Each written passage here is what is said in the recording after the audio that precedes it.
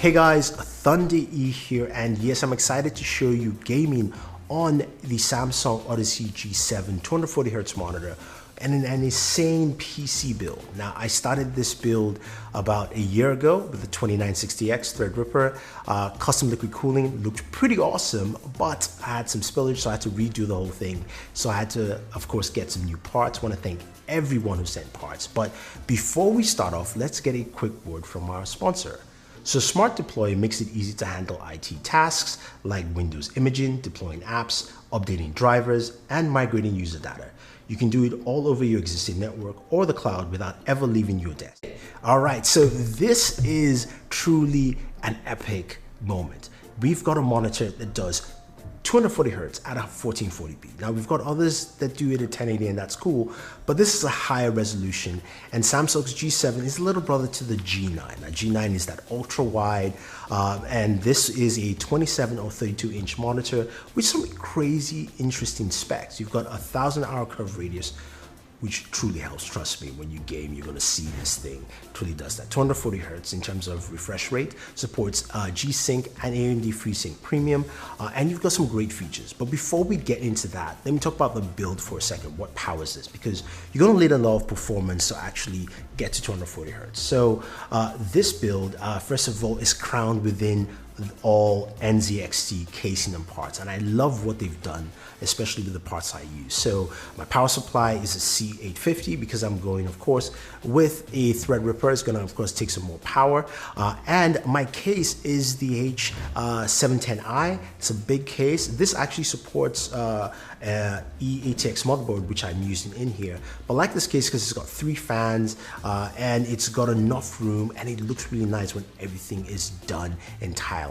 Now the last piece, of course, is the NZXT, the Kraken Z73. This is an awesome all-in-one cooler, and this thing is amazing because it's got a 2.3-inch LED display, which not only can you change colors, which is cool, it's the fact you can put so many GIFs on there. So I've got, like, of course, Naruto and Sasuke versus Momoshiki. I've got Superman there, I've got Batman, I've got different animated GIFs, and it looks really cool when someone's looking at that. So I love that case. Now, the heart of course, this build is the motherboard. I'm using the Asus ROG Zenith 2 Extreme Alpha. Yes, that's the whole word. This is an awesome board. I mean, first off, it's got an LED indicator that shows you your temperatures on the board, so you can actually see that while just looking at your case, which is actually pretty cool. This thing supports multiple PCIe slots, up to 4, so I can actually put in my NVMe's, and I'll talk about that in there. But it's got one separate one that pretty much slides in like a RAM slot.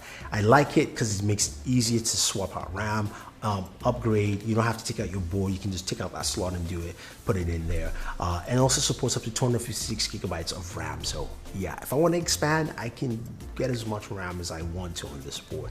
So cool, great cooling. Also has an ESS Saber DAC for great audio, Wi-Fi 6 built in as well, Bluetooth. So you name it, this thing is ready to go for performance. Now, of course, in terms of RAM, I'm going with Corsair's Vengeance Pro RGB RAM, which looks great, and not just because, of course, the RGB colors, but is what you can do with the software, and software comes into play a lot right here. So the Corsair software allows me to go in and, of course, change my RAM lighting, change my RAM timing, and also supports me changing colors on my motherboard as well. So I like that there, and it's easy for me to actually do. As well as also my NZXT software can allow me to just monitor my whole system, which also allows me to monitor the temperatures of my cooling fan, and I can do some overclocking in there, and check out my GPU temperature and how quiet the case is.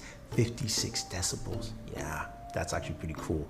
So that's actually cool there. Now, powering this, of course, is the Threadripper 3960X, which is a 24-core processor.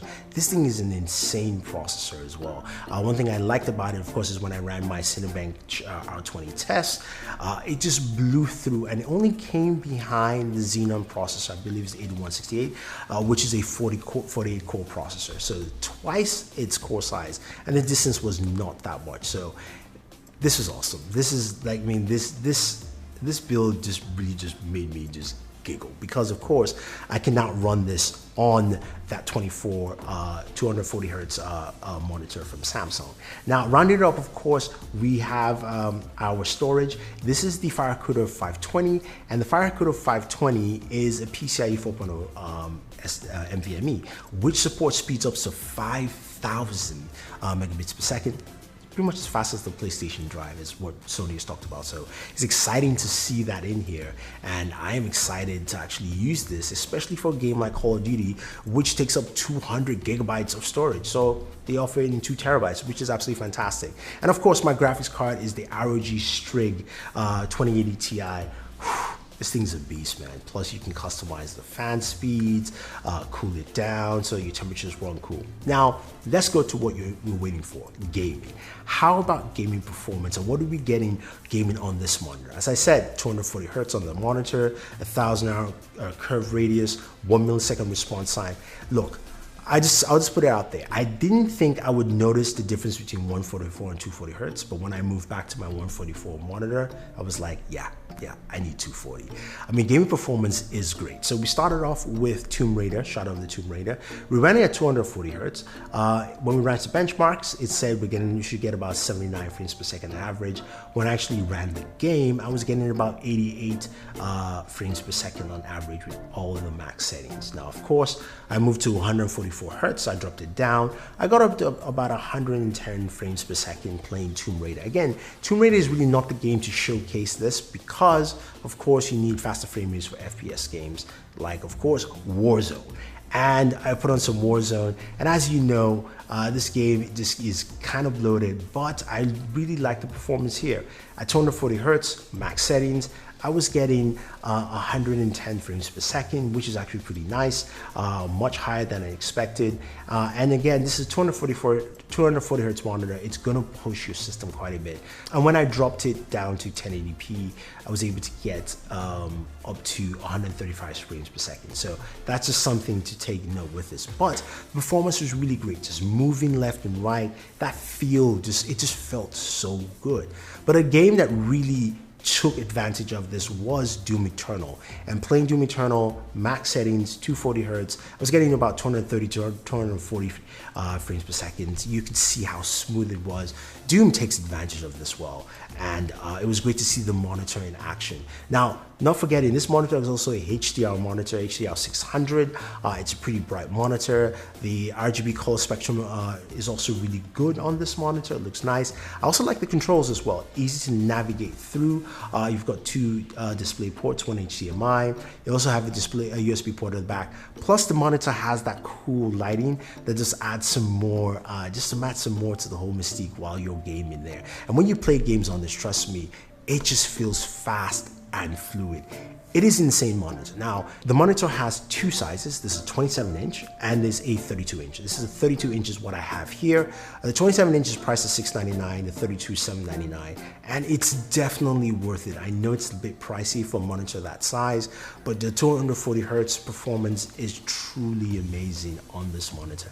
And I think a lot of people are going to like it. Whatever game you're playing, you're definitely going to enjoy. Now, in terms of the build, I really love this build because for me, this is my gaming and streaming build. I've talked about this for a while, and this will allow me to game and stream in the near future. So even though I do other builds, this is my main PC that I use to game, and I'll be using to stream. So I'm going to add, of course, the Elgato capture card in there once I can get my hands on it. I know it's sold out everywhere, but this system is really nice. Now, it was just quite interesting to see the 2080 Ti still couldn't push 240 hertz to max in a lot of games, but I was still able to do it in Doom.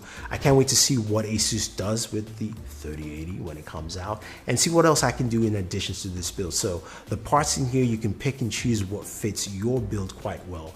But if you want a monitor, this is probably the monitor to go ahead and pick up. It is super insane, performance is great, and I mean, I was just truly impressed with how solid this monitor was. So I can't wait to check out the G9 and also use the system to